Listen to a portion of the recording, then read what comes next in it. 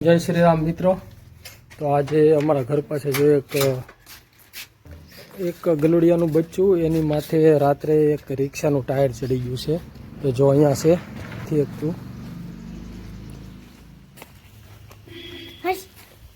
જો અને એને છે ને અહીંયા એમ કરમાં જો પગે વાગી ગયું છે એનો પાટો કોકે બાંધ્યો છે। તો હવે આપણે આને છે લઈ જવાનું છે એમ કરમાં। તો ચાલો તો ગલુડિયાને દવાખાને લઈ જવું છે।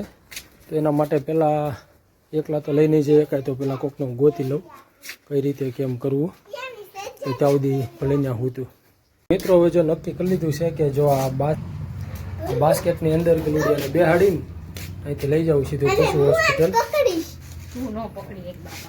સંગીતા પકડી લે બરાબર, અને બે જાય અને ઉપાડી અને દવાખાને હવે તો ફાઇનલી જો મિત્રો આમાં બેહાડી દીધું છે, દવાખાને આવી ગયા છીએ।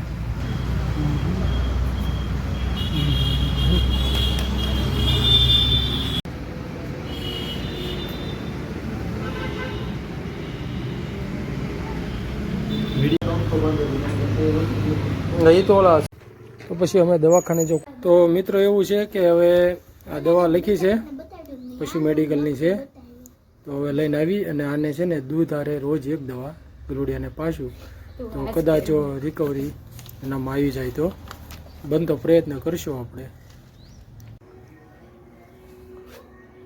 ટીકડી છે દવા છે એમાં નાખી દીધી છે ને હવે સંગીતા જન્મના પાયા છે ગલુડિયાને ઓગળવા દેવું પડશે ને। એવું લાગે છે કે દવા કમ્પ્લીટ જો ઓગળી ગઈ છે કે ટીકડી બતાતી નથી। હવે થોડું થોડું પીવે છે કા,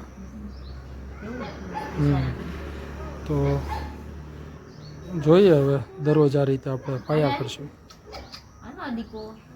ગલુડિયાને લઈ ગયા હતા ત્યાંથી અત્યારે આવ્યા ને પાછા, તો ડૉક્ટરે એમ કીધું કે એને અહીંયા પેટના ભાગમાં છે ને વજન આવેલો છે ને, તો એની કોઈ દવા થશે નહીં ને ખાઈ પીવે તો પછી લાવીને રાખી દીધું છે।